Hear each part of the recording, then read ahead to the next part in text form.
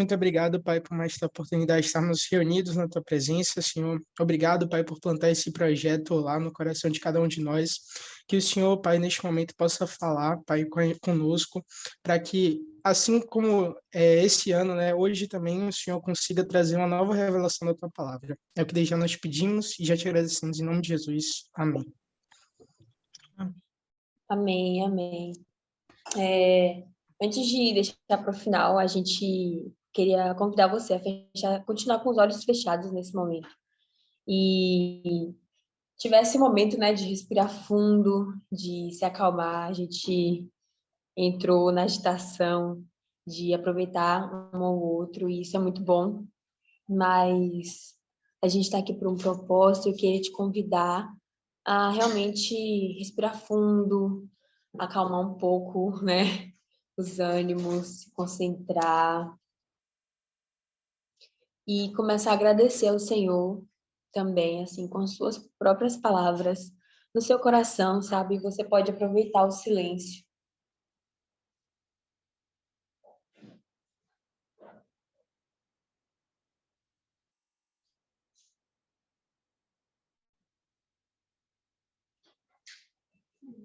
Pai, nós te agradecemos, Senhor, por cada pessoa aqui, Pai. E nós te agradecemos, Senhor, pelo seu tempo. Nós te agradecemos, Pai, pelo seu ritmo e pela sua palavra, Pai.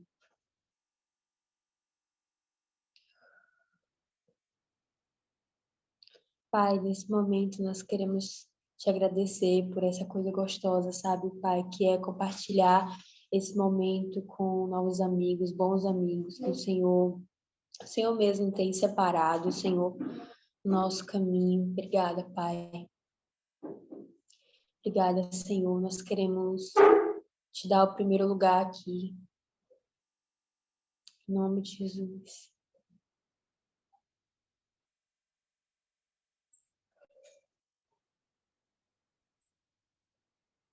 Nós nos rendemos a Ti, Pai. Nós queremos te agradecer pela Sua presença, Senhor. Pai, nesse momento em que a gente vai ler a Bíblia, nós te pedimos que o Senhor abra o nosso entendimento agora, que o Senhor abra o nosso coração, que o Senhor abra os nossos olhos para realmente entender o que o Senhor quis dizer com cada letra, cada palavra, cada vírgula. Que o Senhor traga a sua leveza e o seu renovo sobre nós agora, em nome de Jesus. Pai, nós queremos te agradecer, Pai, pelo olá. Queremos te agradecer, Senhor, porque o Senhor cuida de cada detalhe, Senhor.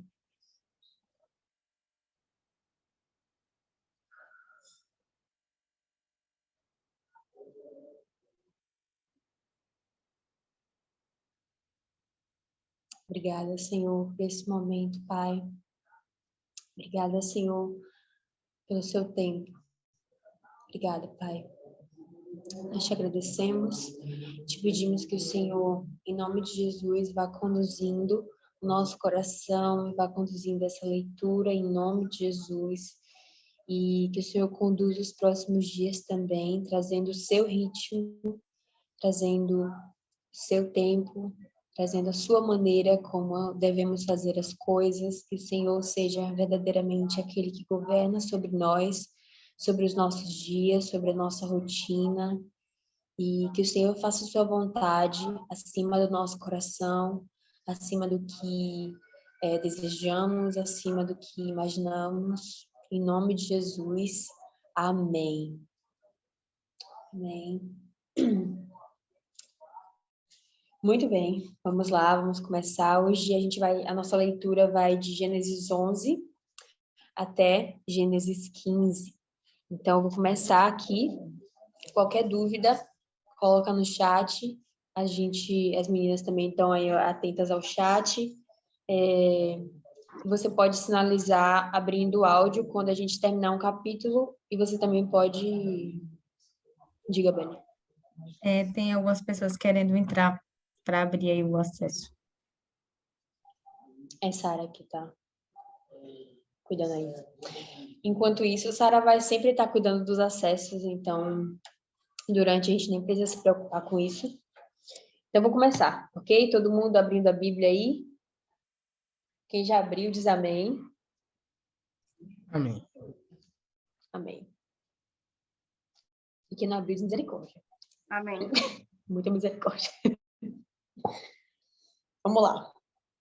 Gênesis 11 diz assim: a Torre de Babel. Em toda a terra havia apenas uma língua e uma só maneira de falar. Os homens partiram do Oriente, encontraram uma planície na terra de Siná e habitaram ali.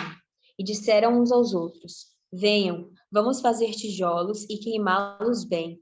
Os tijolos lhes servirão de pedra e o betume de argamassa. Disseram: venham, vamos construir uma cidade e uma torre cujo topo chegue até os céus e torne célebre o nosso nome, para que não sejamos espalhados por toda a terra. Então o Senhor desceu para ver a cidade e a torre que os filhos dos homens estavam construindo. E o Senhor disse: eis que o povo é um, e todos têm a mesma língua. Isso é apenas o começo. Agora não haverá restrição para tudo que planejem fazer. Venham, vamos descer e confundir a língua que eles falam, para que não entenda o que o outro está dizendo. Assim, o Senhor os dispersou dali pela superfície da terra, e pararam de edificar a cidade. Por isso, a cidade foi chamada de Betel, porque ali o Senhor confundiu a língua de toda a terra, e dali o Senhor os dispersou para toda a superfície dela. Descendentes de Sem. São essas as gerações de Sem. Ele tinha 100 anos de idade quando gerou Arfaxade, 2 anos depois do dilúvio. E depois que gerou Arfaxade, Sem viveu 500 anos e gerou filhos e filhas. Arfaxade viveu 35 anos e gerou Salá. E depois que gerou Salá, Arfaxade viveu 403 anos e gerou filhos e filhas. Salá viveu 30 anos e gerou Éber. E depois que gerou Éber, Salá viveu 403 anos e gerou filhos e filhas. Éber viveu 34 anos e gerou Peleg. E depois que gerou Peleg, Éber viveu 430 anos e gerou filhos e filhas. Peleg viveu 30 anos e gerou Reu. E depois que gerou Reu, Peleg viveu 209 anos e gerou filhos e filhas. Reu viveu 32 anos e gerou Serug.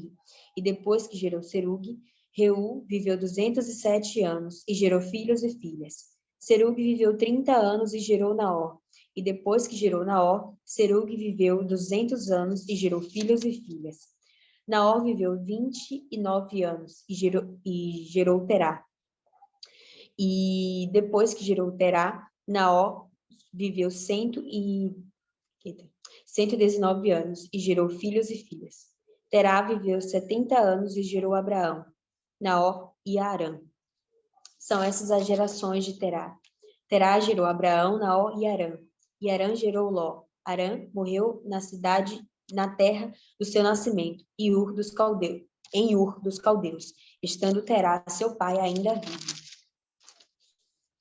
Abraão e Naor tomaram para si mulheres. A mulher de Abraão se chamava Sarai, e a mulher de Naor era Milca, filha de Arã, que foi pai de Milca e de Issacar. Sarai era estéril, não tinha filhos. Terá tomou Abraão, seu filho, e Ló, filho de Arã, filho de seu filho, e Sarai, sua nora, mulher de seu filho Abraão, e saiu com eles de Ur dos Caldeus, para ir à terra de Canaã. Foram até Arã, onde ficaram. E havendo Terá vivido 205 anos ao todo, morreu em Arã. Capítulo 12. Alguém quer ler? Posso ler? Não? Posso ler? Deus chama Abraão e lhe faz promessas. O Senhor disse a Abraão: saia da sua terra, da sua parentela e da casa do seu pai, e vá para a terra que lhe mostrarei. Farei de você uma grande nação, e o abençoarei, e engrandecerei o seu nome. Seja uma bênção. Abençoarei aqueles que o abençoarem, e amaldiçoarei aquele que o amaldiçoar. Em você serão benditas todas as famílias da terra. Partiu, pois, Abrão, como o Senhor lhe havia ordenado. e Ló foi com ele. Abrão tinha 75 anos quando saiu de Harã. Abrão levou consigo sua mulher Sarai e seu sobrinho Ló, todos os bens que haviam adquirido e as pessoas que lhes foram acrescentadas em Harã.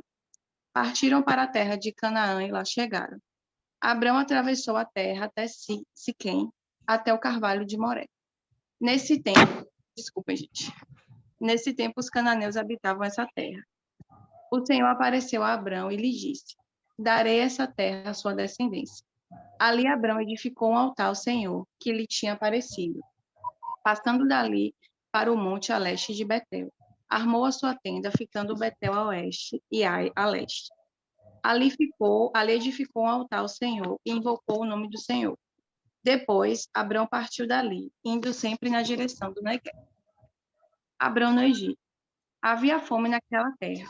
Assim Abrão foi para o Egito, para ali ficar, porque era grande a fome na terra. Quando se aproximava do Egito, quase ao entrar, disse a Sarai, sua mulher: ora, bem sei que você é uma mulher muito bonita.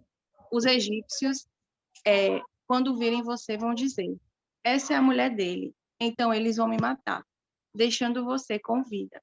Diga, pois, que você é minha irmã, para que me tratem bem. Por sua causa e por amor a você, me conservem a vida. Tendo Abrão entrado no Egito, os egípcios viram que a mulher era de fato muito bonita. Os príncipes de Faraó a viram e foram elogiá-la diante de Faraó. E a mulher foi levada para a casa de Faraó. Este, por causa dela, tratou bem a Abrão, o qual veio a ter ovelhas, bois, jumentos, escravos, escravas, jumentos e camelos. Porém, o Senhor puniu Faraó e a sua casa com grandes pragas, por causa de Sarai, mulher de Abrão. Faraó chamou Abrão e lhe disse: o que é isso que você fez comigo? Por que não me disse que ela era sua mulher? E por que me disse que ela era sua irmã? Foi por isso que a tomei para ser minha mulher. Agora, pois, aqui está sua mulher. Tome-a e vá embora daqui. E Faraó deu ordem aos seus servos a respeito de Abrão, e eles o acompanharam, a ele, a sua mulher e a tudo que possuía. Capítulo 13. Alguém para ler? Posso ler? Eu leio. Lê a Dona. Vai. A desavença entre Abrão e Ló. Saiu, pois, Abrão do Egito e foi para o Neguebe, com sua mulher e com tudo o que possuía, e Ló foi com ele.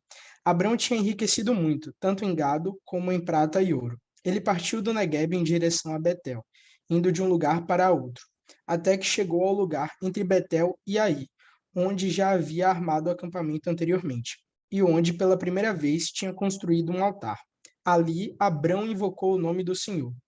Ló, que acompanhava Abrão, também possuía rebanhos e tendas, e não podiam morar os dois juntos na mesma região, porque possuíam tantos bens que a terra não podia sustentá-los. Por isso surgiu uma desavença entre os pastores dos rebanhos de Abrão e os de Ló. Nessa época, os cananeus e os ferezeus habitavam naquela terra. Então Abrão disse a Ló: não haja desavença entre mim e você, ou entre os seus pastores e os meus. Afinal, somos irmãos. Aí está a terra inteira diante de você. Vamos separar-nos. Se você for para a esquerda, irei para a direita. Se você for para a direita, irei para a esquerda.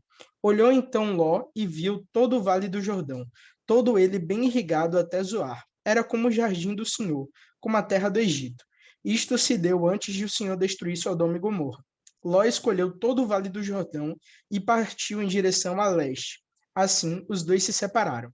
Abrão ficou na terra de Canaã, mas Ló mudou seu acampamento para um lugar próximo a Sodoma, entre as cidades do vale. Ora, os homens de Sodoma eram extremamente perversos e pecadores contra o Senhor. A promessa de Deus a Abrão, versículo 14. Disse o Senhor a Abrão, depois que Ló separou-se dele: de onde você está, olhe para o norte, para o sul, para o leste e para o oeste. Toda a terra que você está vendo darei a você e a sua descendência para sempre. Tornarei a sua descendência tão numerosa como o pó da terra. Se for possível contar o pó da terra, também se poderá contar a sua descendência. Percorra esta terra de alto a baixo, de um lado ao outro, porque eu a darei a você. Então Abrão mudou seu acampamento e passou a viver próximo aos cavalos de Maré, em Hebrom, onde construiu um altar dedicado ao Senhor. Capítulo 14. Eu vou ler. A guerra de 4 reis contra 5. Naquele tempo, Anafel, rei de Sinar, Arioque, rei de Elassar, Kedorlaomer, rei de Elão, e Tidal, rei de Goim, fizeram guerra contra Bera, rei de Sodoma, contra Birsa, rei de Gomorra, contra Sinabe, rei de Admá, contra Semeber, rei de Zeboim, e contra o rei de Bela, também chamada de Zoar. Todos estes se ajuntaram no vale de Sidim, onde fica o mar salgado. Durante 12 anos serviram Kedorlaomer, porém no 13º eles se rebelaram. No 14º ano veio Kedorlaomer e os reis que estavam com ele e derrotaram os Refaíns em Asterote, Carnaim, e os Zuzins em Ram, e os Emins em Savé, Kiriataim, e os Oreus no seu monte Seir, até Elparã, que está junto ao deserto. De volta passaram em Mispat, que é Cádiz, e conquistaram toda a terra dos amalequitas e dos amorreus que moravam em Azazon Tamar. Então saíram os reis de Sodoma e Gomorra, de Admá e Zeboim e de Belá, que é Zoar, e se prepararam para a batalha contra eles no vale de Sidim, contra Kedorlaomer, rei de Elão, contra Tidal, rei de Goim, contra Anrafel, rei de Sinar, contra Arioque, rei de Elassar. Eram 4 reis contra 5.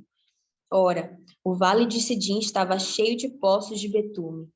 Os reis de Sodoma e de Gomorra fugiram. Alguns caíram nesses poços, e os restantes fugiram para um monte. Os reis vitoriosos pegaram todos os bens de Sodoma e de Gomorra, e todo o seu mantimento, e se foram. Apossaram-se também de Ló, sobrinho de Abrão,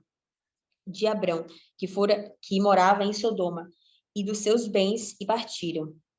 Porém, um homem que conseguiu escapar veio e contou tudo a Abrão, o hebreu. Este morava junto dos carvalhais de Manri, o amorreu, irmão de Escol e de Aner, os quais eram aliados de Abrão.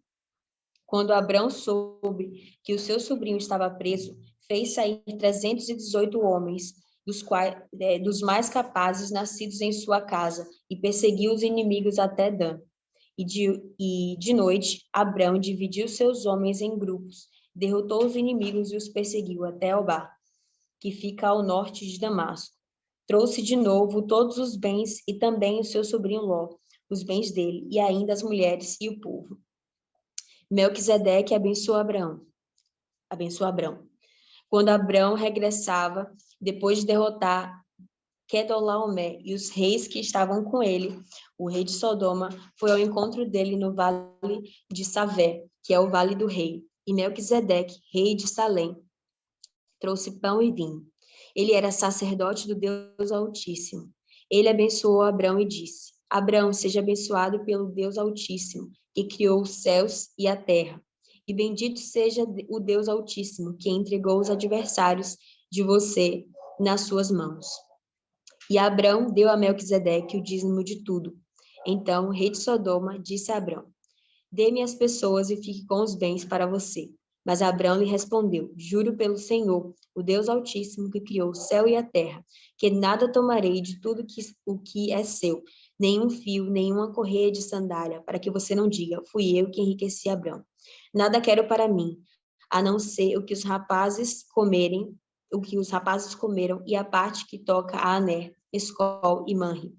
Os homens que foram comigo, que estes fiquem com a parte deles.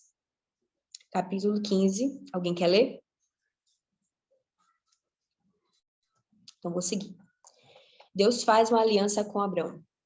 Depois destes acontecimentos, a palavra do Senhor veio a Abrão numa visão, dizendo: não tenha medo, Abrão. Eu sou o seu escudo e lhe darei uma grande recompensa. Abrão respondeu: Senhor Deus, que me dará se continuo sem filhos e herdeiro da minha casa? E o herdeiro da minha casa é o Damasceno Eliezer. Abrão continuou: Tu não me deste descendência, e um servo nascido na minha casa será o meu herdeiro. E eis que a palavra do Senhor veio a ele, dizendo: Esse não será o seu herdeiro. Pelo contrário, aquele que será gerado por você, esse será o seu herdeiro. Então o Senhor levou-o para fora e disse: Olhe para os céus e conte as estrelas, se puder contá-las. E lhe disse: Assim será a sua posteridade. Abraão creu no Senhor, e isso lhe foi atribuído para a justiça. O Senhor disse também: Eu sou o Senhor que o tirei de Ur dos caldeus, para lhe dar esta terra como herança. Mas Abraão perguntou: Senhor Deus, como saberei que vou herdar essa terra? O Senhor respondeu: Traga-me uma novilha, uma cabra e um cordeiro, cada qual de 3 anos, uma rolinha e um pombinho. Abraão trouxe todos esses animais, cortou-os pelo meio e pôs as metades umas diante das outras. As aves, porém, não cortou pelo meio. Aves de rapina desciam sobre os cadáveres, porém Abraão as enxotava. Ao pôr do sol, um profundo sono caiu sobre Abraão, e grande pavor e densas trevas tomaram conta dele. Então o Senhor lhe disse: Fique sabendo com certeza que a sua posteridade será peregrina em terra alheia, será reduzida à escravidão e será afligida durante 400 anos. Mas eu castigarei a nação que os escravizar. Depois eles sairão com muitas riquezas, e você irá para junto de seus pais em paz. Será sepultado em boa velhice. Na 4ª geração voltarão para cá, porque a medida da iniquidade dos amorreus ainda não se encheu. Quando o sol se pôs e houve densas trevas, eis que um fogareiro fumegante e uma tocha de fogo passaram entre aqueles pedaços dos animais. Naquele mesmo dia, o Senhor fez aliança com Abraão, dizendo: A sua descendência dê essa terra, desde o rio do Egito até o grande rio Eufrates, a terra dos queneus, dos quenezeus, dos cadmoneus, dos heteus, dos ferezeus, dos refaíns, dos amorreus, dos cananeus, dos girgazeus e dos jebuseus. Amém. Essa foi a nossa leitura de hoje, pessoal. Gênesis 11 até o Gênesis 15. Que o Senhor seja louvado e engrandecido nas nossas vidas e que a gente possa guardar essas palavras no nosso coração. Amém? Alguém quer compartilhar alguma coisa que, enquanto estava lendo, percebeu de diferente? Algo que ressaltou aos olhos?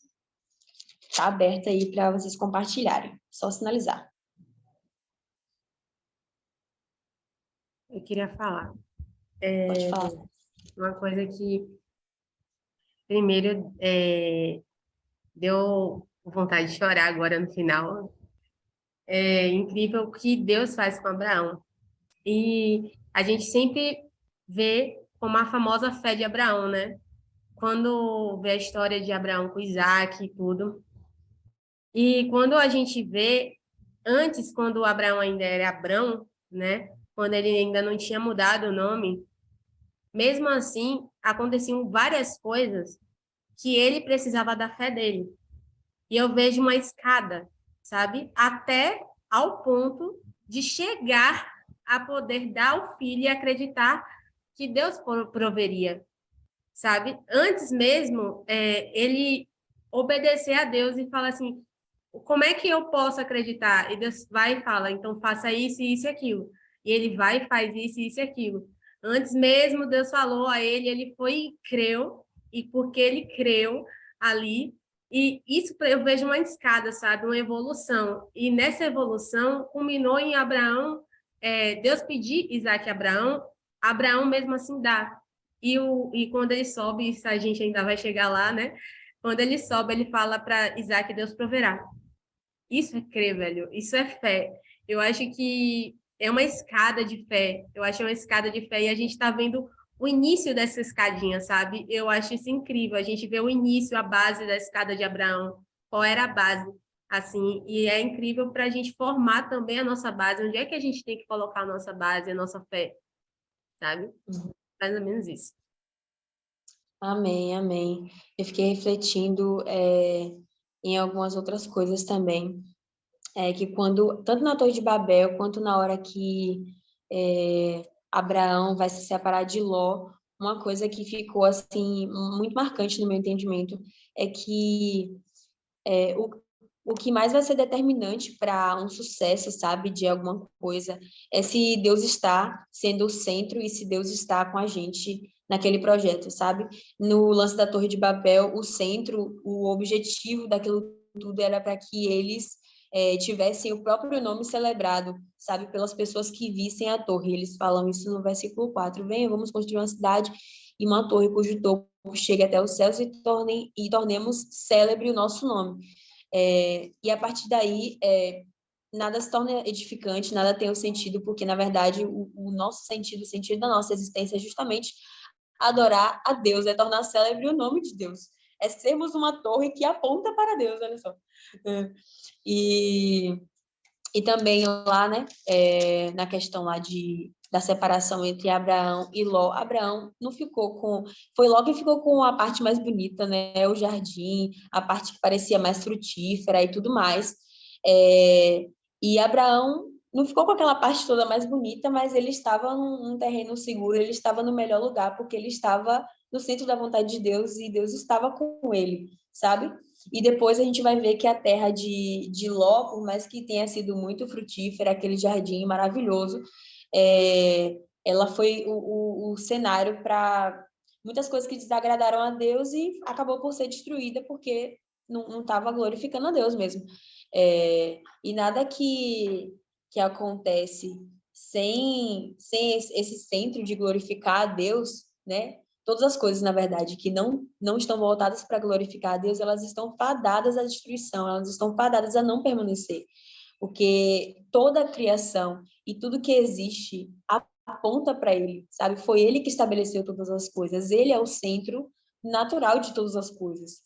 Ele é quem tem autoridade para receber a adoração. Ele é quem tem direito de receber a adoração. Ele é digno de receber a adoração. E nenhuma outra coisa mais, sabe? Na nossa vida, no nosso coração, nem mesmo a gente, sabe? E o que é determinante mesmo, então, é justamente o propósito dele ser cumprido, ele ser glorificado em todas as escolhas que a gente tiver para fazer, sabe? A gente não deve priorizar aquilo que é o melhor aos nossos olhos. A gente não deve priorizar aquilo que faria a gente se sentir melhor ou, enfim, ter mais honra entre os homens, entre as pessoas, sabe? A gente, às vezes, está muito preso numa corrida de construir uma carreira muito bem sucedida e de, enfim, assumir postos, posições e coisas que estão muito focadas na glória que eu posso receber, sabe? No bom nome que eu posso ter. Mas o nosso foco é apontar para Cristo, sabe? É dar glória para Ele, é construir um palco para Ele reinar, sabe? Um trono para Ele reinar, um palco onde Ele possa fazer a vontade dEle, sabe? E essas foram algumas das coisas que eu fiquei refletindo. Alguém mais? Essa parte. Eu vou falar. Quando você falou, né, você salientou bem a parte da Torre de Babel, em que eles construíram justamente para que o nome deles fosse engrandecido. E é interessante que no capítulo 12, quando Deus manda Abraão sair da terra dele, ele fala, o próprio Deus fala, farei de você uma grande nação e o abençoarei e engrandecerei o seu nome. Seja uma bênção, abençoarei aqueles que os abençoarem e amaldiçoarei aqueles que os amaldiçoarem. Em você serão benditas todas as famílias da terra. Então, Deus libera essa bênção para Abraão. Então, ele faz com que o nome de Abraão seja engrandecido. Porque existe um propósito.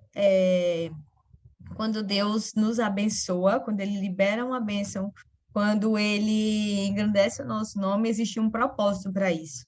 Para que não é sobre o que a gente recebe para a gente, mas é sobre o que aquilo que está sobre nós tem o poder e a capacidade de abençoar as pessoas. É tanto que é uma ordem, seja uma bênção. Então, seja uma bênção para as pessoas, para as próximas gerações, para as famílias da terra que agora eu estou prometendo e estou dizendo que serão benditas em você. Então, tudo isso e outra coisa, né, que seguindo nessa mesma linha, é o tamanho, né, da promessa de Deus para Abraão, que não tinha absolutamente nada, não tinha nem a perspectiva de que teria, né? Então, ele estava ali com zero. E o tamanho que Deus colocou sobre o nada. Porque Deus diz assim, ó, lá no capítulo 13, já a partir do versículo 14, ele fala, o Senhor disse a Abraão, disse que Ló, depois que Ló se separou dele, erga os olhos e olhe de onde você está, para o norte, para o sul, para o leste e para o oeste. Ele não disse para frente. Ele disse: olhe para todos os lados, né? Porque toda essa terra que você está vendo, eu darei para você e a sua descendência para sempre. Não é nem só para ele, nem só para a descendência, mas para sempre. E, de novo, lá no final do capítulo, ele enfatiza isso, porque eu a darei a você. E como que isso é selado pelo altar que Abrão sempre estabelece ao Senhor. Então, sempre Abrão tem essa mesma conduta, né? Ele é conduzido, e naquele momento ele ali ergue um altar ao Senhor, confiando nessa promessa. Então, como o Sara falou, né? É de pouco em pouco, de degrau em degrau, ele vai construindo, mesmo que não visto, né, ainda não conhecido, mas ele vai construindo essa fé e que no momento culmina como algo grandioso, né? Isso é tão, tão grande, tão, tão maravilhoso que só Deus mesmo. O que eu queria falar era sobre essa parte que Bia falou sobre o local que Ló e Abraão vêm, né? E aí a gente pode ver que Ló é seduzido por aquilo que parece ser mais fácil, aquilo que parece ser mais promissor. E desde aí você vê como Abraão tem fé, né? Porque ele deixou Ló escolher primeiro e tudo mais, e ele foi guiado por Deus para um local que não parecia o melhor. E eu acho que isso acontece com a gente sempre. Na maior parte das vezes, a gente sempre, nosso coração humano, ele é sempre seduzido por aquele local, por aquele status que parece ser o que vai nos trazer mais bênçãos, o que vai ser mais próspero, só que Deus nos conduz por caminhos que a gente não consegue entender, né? A gente fala, como assim esse caminho? Mas aí, com o tempo, Deus vai nos mostrando o porquê e vai revelando, né? Porque as coisas com Deus não são num passe de mágica, né? Muito difícil, sempre é um processo e vai acontecendo uma coisa de cada vez. É isso mesmo. E o que mais eu sempre vejo nessa passagem de Abraão é sobre a centralidade de Deus, né? Tipo, Sara falou de degrau em degrau, Priscila falou sobre o que chama os olhos. E hoje em dia, né, é muito fácil a gente se perder e se perguntar, né, qual o propósito da nossa vida, né? O que tem pra gente? Mas é impressionante nessa história de Abraão, Deus sabe exatamente o que ele tem para a vida de Abraão desde o início. Ele já contou a Abraão que ele tem, tipo, já prometeu lá atrás. Inclusive, ele fala mais à frente ainda, né? Ele fala no capítulo 15 que o povo dele, né, o descendente dele, vai ser escravizado pelos egípcios, que vai ficar 4 gerações, mas que vai sair com riquezas e vai voltar para a Terra Prometida. Então, às vezes a gente sempre se pergunta, né, pô, qual o sentido da minha vida? Mas o sentido da nossa vida é em Cristo, entendeu? Ele já tem uma promessa pra gente. E aí dá para ver que só é confiar nele que as coisas vão chegar para o que ele tem para nós, né? Ao invés da gente correr atrás do que a gente quer, né, na nossa vontade. Eu queria só completar É isso mesmo. Abraão, pode falar. Nisso que Doug falou agora, quando Deus fala para Abraão que o que ia acontecer lá na frente, algo que Abraão não iria nem presenciar, sabe? Cara, quem não gostaria de saber algo que você plantou, algo que você colocou assim a mão na terra e falou assim, eu fiz parte disso. O que vai acontecer lá na frente, sabe? O que é que essa empresa que eu fundei vai virar, mesmo que passe por outras lideranças, outras chefias, o que é que ela vai virar? O que é que essa igreja vai virar? Por exemplo, o pastor que fundou o Sinai, ele teve noção do que Sinai hoje é, sabe? Ele não sei se ele teve essa noção de que Sinai hoje é essa igreja, até essa construção, porque Sinai era uma construção muito antiga. Então, você ter noção de que o povo que foi prometido, iria crescer. Além disso, não só iria crescer, mas também iria ser cativo, pelo número de anos que iria ser cativo e depois que iria voltar.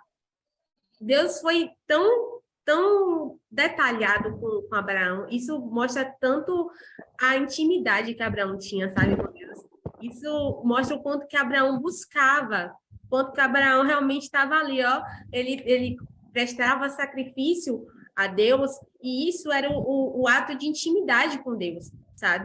Deus era maravilhoso, por isso que a gente vê o espelho. Eu vou pegar um pouquinho mais profundo o espelho do plano da salvação, quando a gente vê Isaac no Moriá. A gente vê o espelho do plano da salvação. Cara, era uma intimidade tão grande, tão bonita de se ver, tão linda. Pô, eu queria muito saber de muita coisa que Deus só me mostra o início. Eu queria você mostra o início, cara. Mas Deus não mostra depois. Eu só preciso saber disso. Mas teve gente que teve o prazer de saber assim, cara, você vai passar por isso, mas no final você vai dar tudo certo. Sabe por quê? Porque eu estou na frente. É lindo, assim, é lindo demais. E bota aí, Bia. Glória a Deus, gente. Agora, nesse momento, então, vamos orar, né, para finalizar e agradecer ao Senhor mesmo, porque o Senhor é muito bom. Você vê que a gente não poderia ter esses entendimentos, a gente não poderia ter essa visão para essas coisas se não fosse o Espírito Santo de Deus, se não fosse o Senhor mesmo que estivesse abrindo e trazendo luz a cada passo, a cada momento da leitura. Então, vamos agradecer ao Senhor, feche seus olhos nesse momento e agradeça ao Senhor no seu coração, sabe? Isso aqui são palavras de vida, são palavras que estão, de fato, vivificando, isso está fazendo diferença na sua história, no seu caminho, sabe? E eu queria que você fizesse esse exercício de realmente se colocar disponível e sensível para o Senhor, sabe? O Senhor, Ele está aqui, o Senhor, Ele está fazendo isso, Ele está fazendo algo e Ele tem promessas para nós, sabe? Mas, assim como a gente estava lendo aqui e como a gente falou aqui, a coisa principal não é a promessa que Ele vai cumprir, mas é Ele mesmo. Ele que é o Deus Altíssimo e Ele que é o centro, sabe? É Ele que deve ser celebrado. Então, celebre porque o Deus Altíssimo, Ele é seu amigo. O Deus Altíssimo, Ele está com você agora, sabe? O Deus Altíssimo, Ele não faz questão de estar em palácios e casas e tendas maravilhosas, mas Ele faz questão de estar com você, sabe? Mesmo que você seja completamente cheio de falhas, mesmo que você seja completamente cheio de pecados, o Senhor, Ele decidiu resolver isso e nos fazer limpos de toda impureza e nos fazer livres e libertos de todo o domínio do pecado, para que a gente pudesse andar com Ele, sabe? Então, nesse momento, se renda ao Senhor. Meu Pai, muito obrigada, Senhor, pela sua palavra. Obrigada, meu Pai, porque o Senhor trouxe instrução para a gente hoje. O Senhor mostrou com o que a gente precisa tomar cuidado, sabe? De não ter a nossa reputação no centro, de não ter o nosso desejo no centro, de não escolher pelo que é bom aos nossos olhos, sabe? Mas o Senhor nos chamou hoje para viver, sabe? Colocando o Senhor no centro, sem se preocupar com o que a gente pode construir para a gente mesmo, mas empenhados em te servir, em te amar, em ser fiéis ao Senhor, em seguir a instrução que o Senhor mandar, sabe? Em ir para o lugar onde o Senhor nos enviar, sabe? Em ter um coração disponível e disposto para ouvir a sua voz e ir aonde o Senhor nos mandar, sabe?